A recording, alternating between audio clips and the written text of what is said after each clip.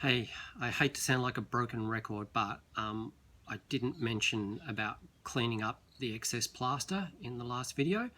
So just remember, any excess plaster or cleaning up your bucket, don't do it in the sink. Don't pour anything down your sink pipes because it will block the pipes in the S-bend. So always clean up any plaster residue, buckets and stuff like that outside at a tap outside. And the same when you're cleaning up your mould, you get bits of plaster go everywhere. So I always put plenty of newspaper down and I clean up really well when I've finished surf forming and cleaning up the mould, so that I don't get any contamination with my clay later on. So you can see I've got the press mould and the hump mould now, the two parts. I've taken the casting box apart. Just remember to give it a good clean, really look after the casting boxes. So yeah, clean them up, get all the clay and any plaster that might have spilled onto them off, to look after them, because sometimes the chipboard, you don't want to get that chipboard too wet either. So just yeah, give them a good clean, dry them out. You can see two parts of my mould. Before I kind of separate or anything, I start to kind of clean up and bevel all the edges. So you can probably see they're slightly rounded there. This one's still square. So you just use your surf form and just go across the plaster like that and clean that edge. I also clean up these edges as well. Mould just popped apart. Good soft soaping. That was funny. So you can see I've kind of chamfered all of the edges. Why I'm laughing is that my mould's actually already separated. I do like to chamfer and clean up the edges while it's still in one piece.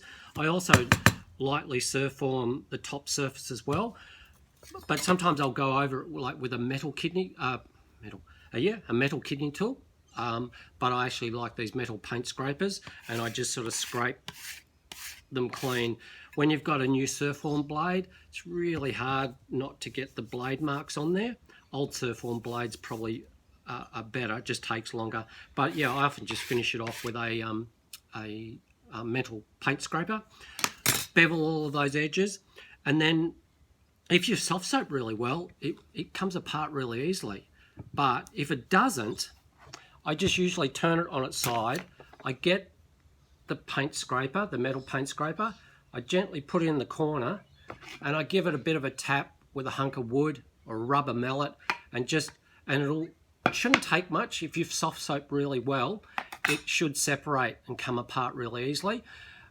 Don't keep banging in the same corner if it doesn't come apart straight away. Do another spot and work around your mould, because you don't want to kind of chip the corners of your mould. So a bit of a tap here. If it hasn't come apart, give it another tap in the other corner, flip it around and just work your way around and keep tapping the corners, and the two moulds should separate and come apart. When they come apart, you've got them like that. So there's the first mould, the press mould, and there's the hump mould. Sort of nice and smooth. So sometimes again I will chamfer all of these edges, just not as much as I do the bottom ones, but just a bit, kind of take off the sharp edges. You know, for me the cleanup's just as important. Do a good job, make a really nice mould, and I think you make nice pots from them.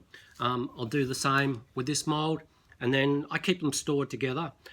Just a light sponge to clean them out, and it's good to go. You then have to leave the mould to dry, probably take at least a week. Plaster dries really slowly. It's much better to use a mould when it's nice and dry. So next week I'll do some demoing on making clay slabs using our moulds. But so just do the cleanup, bevel all of the edges, and should be good to go next week. Okay, bye.